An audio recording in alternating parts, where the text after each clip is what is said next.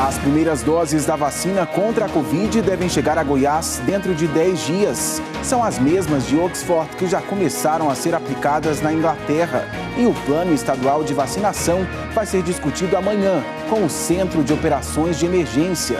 E um vigilante que usava o nome do governador do Distrito Federal para aplicar golpes pela internet é preso em Goiânia. Até a mulher do governador caiu no golpe. Bombeiros e Polícia Civil procuram por um corpo em Rio Verde. A vítima teria sido morta por 5 homens que filmaram a execução. E ainda, depois de mais de 30 horas sem energia, dono de granja calcula prejuízo de mais de R$150 mil por causa da morte de 10 mil aves. Os detalhes eu te conto agora no Jornal Anhanguera.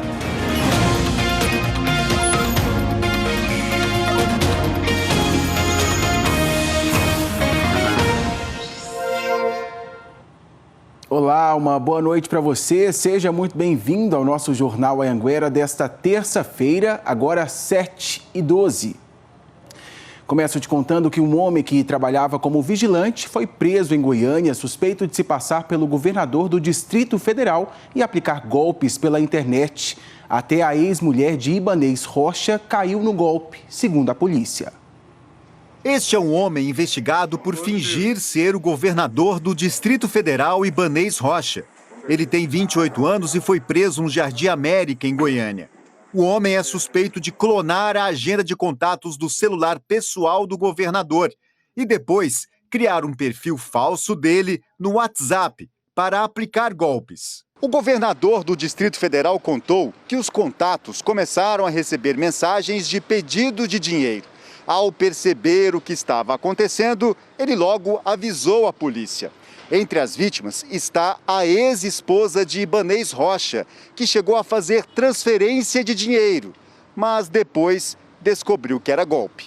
Essa pessoa foi presa por volta das 17 horas de ontem, no setor central de Goiânia, não é? E com ele foram encontrados telefones celulares e cartões de banco e outros comprovantes que demonstram o envolvimento dele nesse crime. O dinheiro foi transferido para uma conta de Goiânia, que está no nome do homem que foi preso pelos investigadores. Os policiais já sabem que ele não agiu sozinho. Outros 2 suspeitos foram identificados. Também moram em Goiânia e estão sendo procurados. Foi possível identificar 3 envolvidos neste golpe. Na realidade, não houve ali uma clonagem de celular do governador. O que houve é o uso de um número de WhatsApp, um terceiro número de WhatsApp, que ostentava a foto, a identificação do governador do DF. E 3 homens foram presos em Cocalzinho de Goiás por assaltar e manter uma família refém. Vamos conversar agora então com a Daiane Jardim, que tem os detalhes dessa história para a gente. Oi, Daiane, boa noite, é com você. E Tiago, boa noite para você, boa noite a todos. Pois é, pai, mãe, né, marido, esposa e 2 filhos feitos reféns. Aconteceu o seguinte, o Vitor, que é comerciante na cidade, chegava em casa ontem à noite, quando foi abordado por 2 veículos com 3 ocupantes. Eles então começaram a encurralar o Vitor no portão da casa dele, colocavam o tempo todo a mão na cintura e diziam que se ele não abrisse o portão, eles iam atirar. O Vitor, então, encurralado, abriu o portão, eles entraram na casa dele, fizeram o Vitor, a esposa e os 2 filhos reféns enquanto roubavam pertences da família. Levaram televisão, equipamentos eletrônicos e celulares. Quando eles saíram, a polícia foi acionada. O Vitor gravou até um trechinho para a gente, contando um pouquinho de como foi a ação. Vamos ouvi-lo. Seguinte, nós vamos pegar tuas coisas aí. E bora no portão aí, e já chegou outro carro, pardendo na cintura, falando que tá armado. O Vitor contou que passou momentos de verdadeiro horror, porque as 2 crianças estavam juntas, estavam ouvindo. A polícia acionada conseguiu pegar esses 3 ladrões, né? Começou a fazer o patrulhamento com eles. Estavam os equipamentos da família, a televisão, os equipamentos eletrônicos e os celulares, e eles foram presos. Os 3 têm diversas passagens pela polícia por tráfico e também por roubo em Goiás e no Distrito Federal, Tiago. Obrigado por sua participação, Daiane. Boa noite para você. E as primeiras doses da vacina contra a Covid-19 devem chegar ainda esse mês em Goiás. Assim que estiverem aqui, a Secretaria Estadual de Saúde quer entregar para os municípios em até 5 dias. As doses vão ser escoltadas pela Secretaria de Segurança Pública para cada região. Pode anotar aí no calendário, 15 de janeiro é a data que a Secretaria de Saúde espera que cheguem as primeiras doses da vacina contra a Covid-19 em Goiás, fabricadas pelo laboratório AstraZeneca, em parceria com a Universidade de Oxford, e que será produzida no Brasil em parceria com a Fiocruz.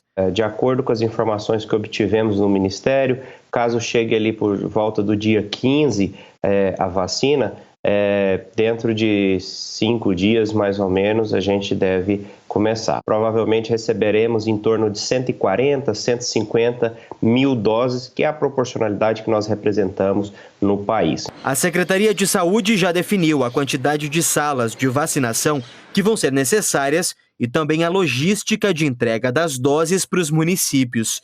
Tudo está detalhado no Plano Estadual de Imunização, que vai ser discutido nesta quarta-feira pelo COI. A forma que a vacina vai ser armazenada também já foi pensada. Como a de Oxford é uma vacina que precisa de armazenamento entre 2 e 8 graus, ou seja, já é o padrão que nós estamos acostumados, então está dentro da nossa realidade. A Universidade Federal de Goiás também já está preparada para ajudar na vacinação dos goianos, caso o estado receba doses de laboratórios como o da Pfizer, que exige um armazenamento em temperaturas muito baixas. 4 freezers da universidade já estão à disposição do estado e outros 2 em manutenção, mas segundo a UFG, logo estarão prontos para serem usados.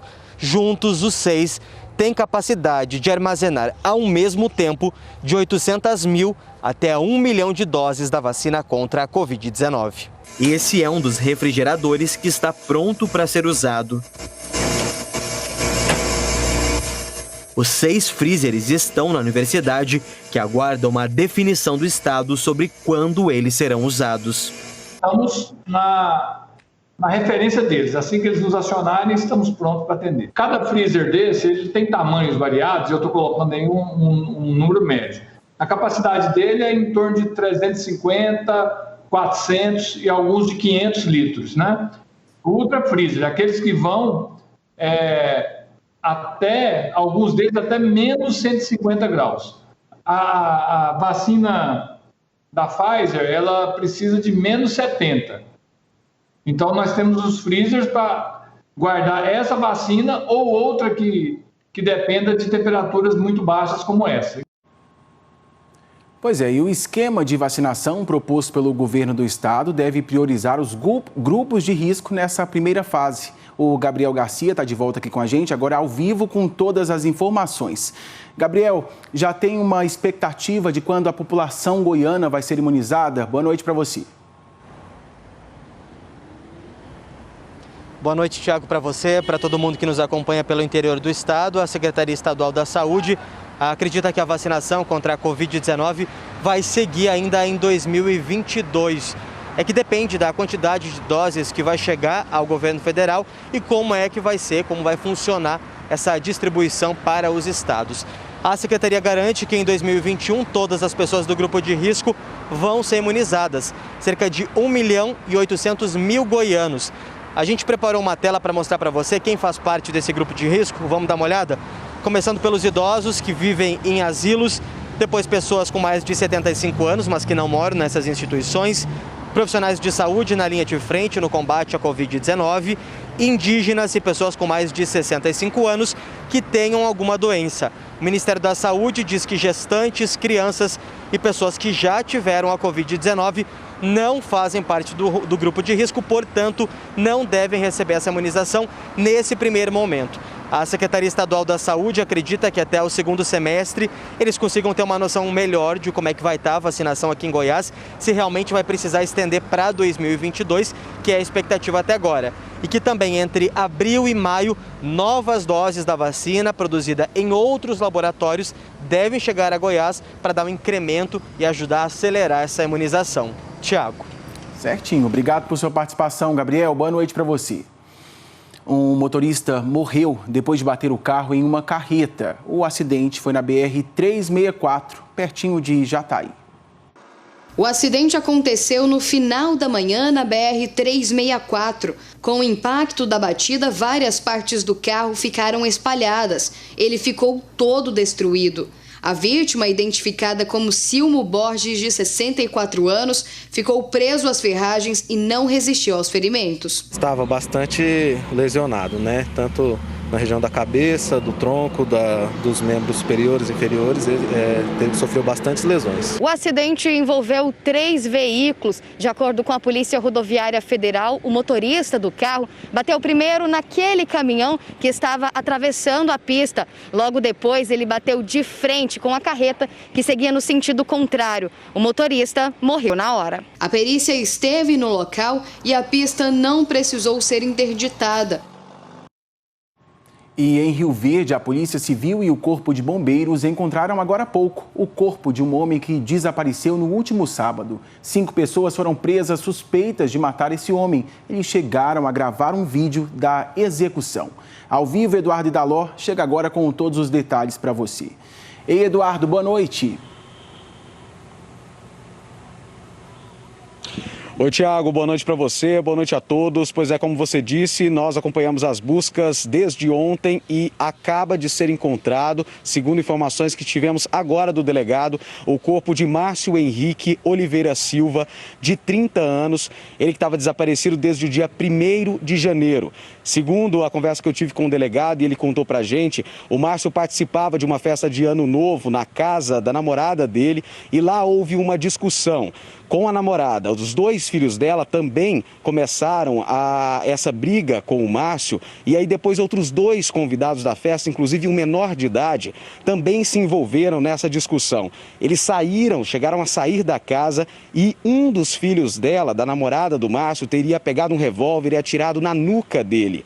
Depois eles pegaram esse corpo em uma caminhonete e desovaram em uma mata aqui próximo da cidade, próximo da Universidade de Rio Verde. As buscas começaram ontem, como eu disse. Hoje foram utilizados até cães farejadores e também drones para tentar fazer uma varredura em toda a mata para encontrar esse corpo. Os cães vieram com uma equipe dos bombeiros de Goiânia, mas foi uma equipe de policiais aqui de Rio Verde que acabou encontrando, então, agora há pouco, o corpo do Márcio Henrique Oliveira. Eu volto com você, Tiago. Obrigado por sua participação, Eduardo, falando ao vivo de Rio Verde. Boa noite para você. O suspeito de assassinar um radialista em Mineiro no mês passado morreu num confronto com a Polícia Militar. Este vídeo, divulgado hoje pela Polícia Civil, mostra o suspeito pulando o muro para entrar na casa do radialista no dia do crime. Ele desligou a energia antes de invadir a residência. Momentos depois, o suspeito sai e é possível ver a caminhonete que ajudou na fuga passando pela rua. Jonathan Alves Souza era o principal suspeito de matar a tiros o radialista Laurence Silva. O crime aconteceu há um mês. Para a polícia, a motivação é que Jonathan Alves não aceitava o fim do relacionamento com a enteada do radialista. Ele invadiu a casa da família durante a madrugada e matou Laurence Silva com 2 tiros e ainda baleou a mulher dele no rosto. Ele fugiu logo depois do crime e estava foragido. Ele estava escondido em uma casa na cidade de Aragarças, cerca de 300 quilômetros de Mineiros. A polícia descobriu a localização e foi cumprir o mandado de prisão. Houve confronto e o suspeito acabou morto. Ao tentar intervir aí e adentrar a residência que eles estavam, e a gente foi recebido com disparo de arma de fogo, o qual a gente revidou em justa agressão e o indivíduo foi alvejado, socorrido lá, mas infelizmente veio a óbito. O delegado responsável pelo caso concluiu o inquérito hoje. Um outro rapaz de 23 anos foi preso porque dirigia a caminhonete que deu fuga ao suspeito. Equipes do Corpo de Bombeiros fazem buscas com cães farejadores pela idosa que desapareceu na região do Rio do Peixe, em Niquelândia, no norte do estado. A Liz Mendes tem mais informações pra gente. Ô Liz, ela já está desaparecida há 2 dias, é isso? Boa noite.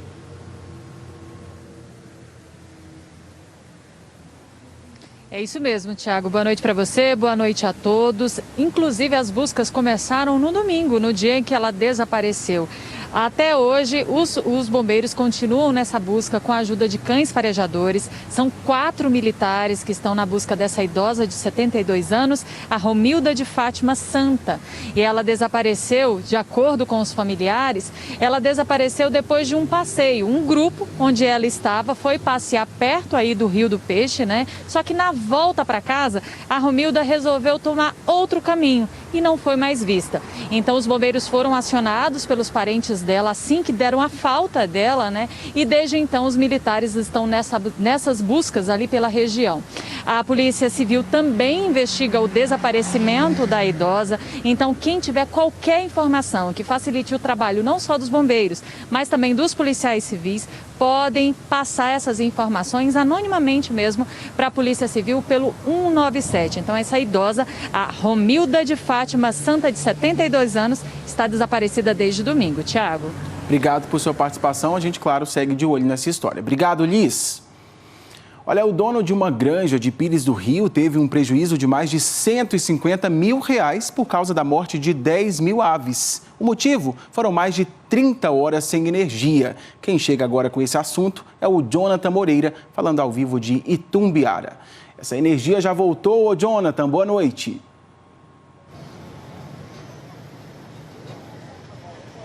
Boa noite, Thiago, para você e para todos. Sim, nós falamos agora há pouco com o dono dessa granja de Pires do Rio e ele disse que a energia voltou por volta das 5 horas da tarde.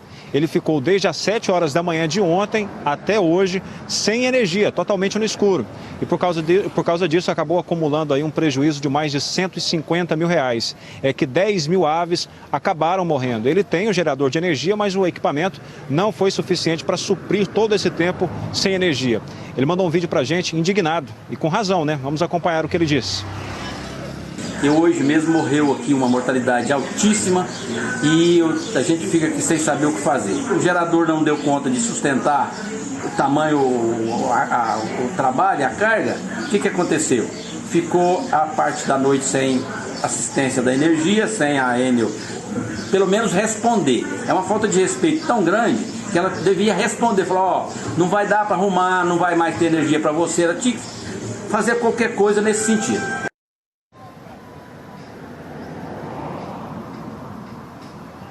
O seu Wilson contou para a gente ainda que essa não é a primeira vez que ele leva um prejuízo tão grande. Recentemente ele levou outro prejuízo aí na casa dos R$100 mil e pelo mesmo motivo, falta de energia. E diante dessa situação, a pergunta que fica no ar, Thiago, quem é que paga todo esse prejuízo, Thiago? Fica aí o questionamento, né, Jonathan? Obrigado por sua participação, uma boa noite para você. A gente foi atrás de resposta. A Enel disse que o fornecimento de energia voltou às 3 horas da tarde de hoje. Disse também que o problema foi causado pela forte chuva que atingiu a região, que técnicos trabalharam para recuperar os cabos e retirar árvores que caíram sobre a rede. Hora de um intervalo comercial. A seguir eu te conto que uma organização social investigada por desvio de dinheiro abandona 3 hospitais estaduais. Mais de 13 mil estudantes já se inscreveram para o maior aulão de Goiás em preparação para o Enem. Fica por aí, é um minutinho só.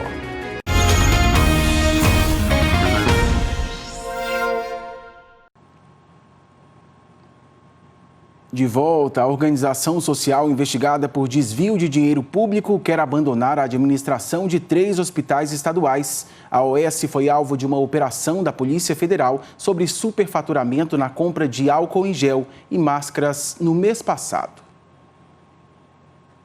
Pelos próximos dias, o clima nos hospitais estaduais de Pirenópolis, Jaraguá e Santa Helena é de mudança, já que o Instituto Brasileiro de Gestão Hospitalar, o IBGH, disse que não tem mais interesse na gestão das unidades depois de uma cobrança do governo do estado por mais investimento. Precisa ter a prestação de serviço adequada.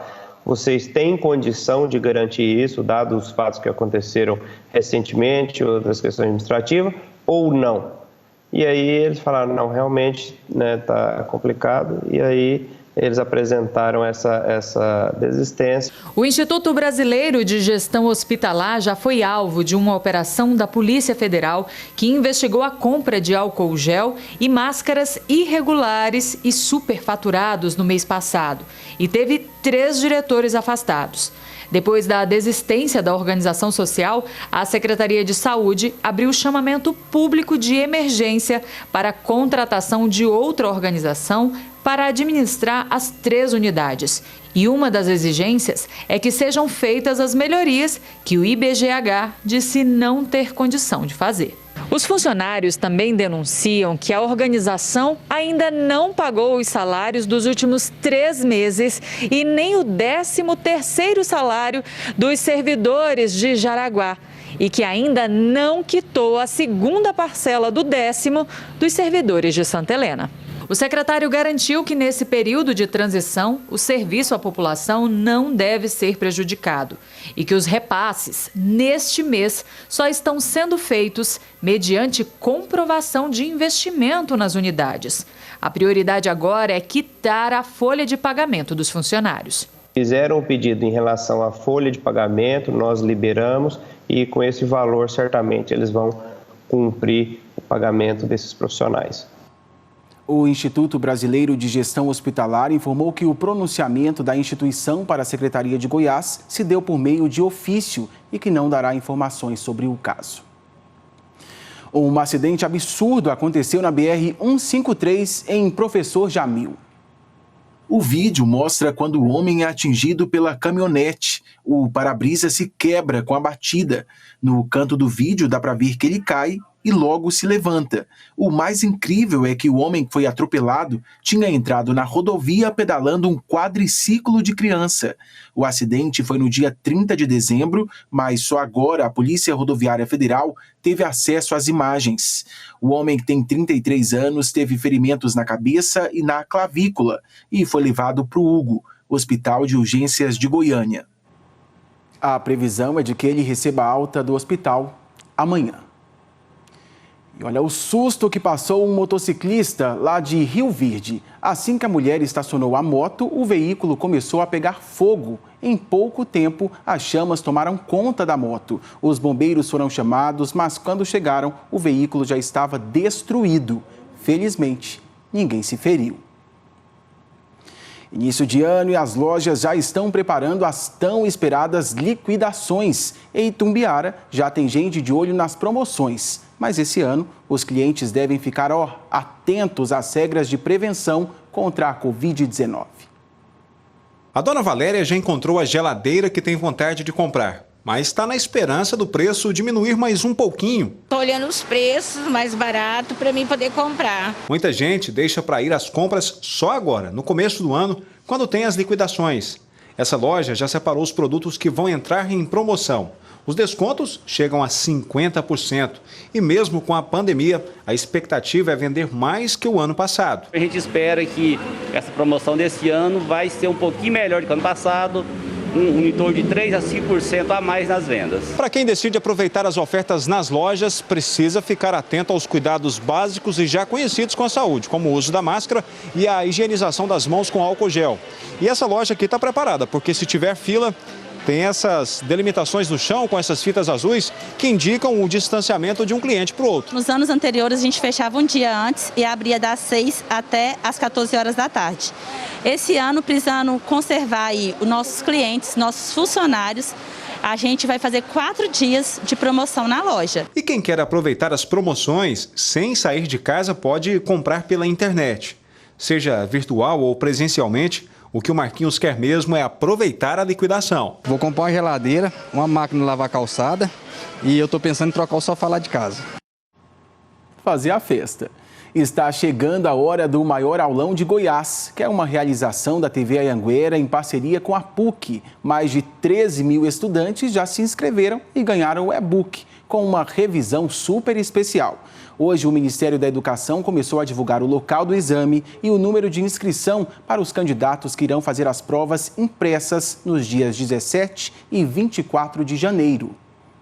Atenção para a questão da prova. Qual é o nome do projeto que vai ajudar os candidatos a se preparar para o Enem? O maior aulão de Goiás. Muito bem, Bruna, nota 10. Ela e mais de 13 mil alunos já se inscreveram no maior aulão de Goiás. O projeto é realizado pela TV Anhanguera em parceria com a PUC Goiás e acontece neste sábado.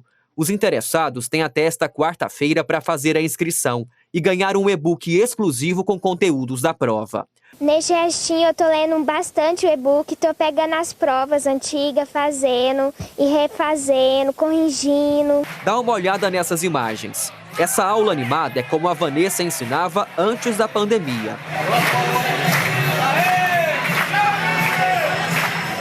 Mesmo à distância, não vai faltar entusiasmo na palestra da professora. Mesmo virtualmente, a gente quer levar essa alegria, a gente quer levar essa disposição mesmo nessa reta final. Não é agora que a gente vai desanimar, né, Ju? A gente precisa seguir em frente e conseguir vencer essa luta aí. O Ministério da Educação começou a divulgar nesta terça-feira o local de prova e o número de inscrição para os candidatos que irão fazer as provas impressas nos dias 17 e 24 de janeiro.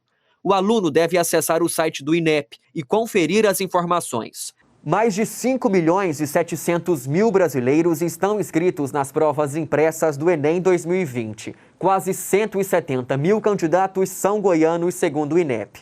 E nesta reta final, nada melhor do que dar uma revisada para refrescar a memória. Estou aqui dando uma olhada nas dicas de redação do maior aulão de Goiás. Aqui tem um tópico sobre dicas da estrutura textual, introdução de 5 a 7 linhas. Quer mais dicas? Faça a sua inscrição no maior aulão de Goiás e dê uma conferida no e-book. O Juan Ricardo já fez a inscrição e segue firme nos estudos. Ele quer ser advogado. O e-book, veio para reforçar algumas matérias importantes, ainda mais nessa reta final. Eu acho que é bem importante, bem válido a gente revisar alguns tópicos importantes que caem bastante no Enem. Reforçando então as inscrições para o e-book até quarta-feira e todas as informações para o maior aulão de Goiás você confere no nosso portal, o G1 Goiás. Deixa eu te mostrar agora um flagrante no Parque Nacional das Emas, em Mineiros. Essa é a nossa imagem do dia. Turistas do Paraná estavam se divertindo na boia cross, no Rio Formoso, quando apareceu uma anta e começou a brincar com os turistas. O guia do parque, Aloysio Cabral, que acompanhava o grupo, disse que o animal foi criado numa fazenda da região, depois se perdeu da mãe. Disse que a anta sempre aparece para ver a movimentação dos turistas. E eu tomaria um susto. E assim, com essa imagem, a gente está indo embora, despedindo de você ao vivo de Anápolis. Olha só que imagem bonita. Até amanhã, pessoal. Valeu demais por hoje.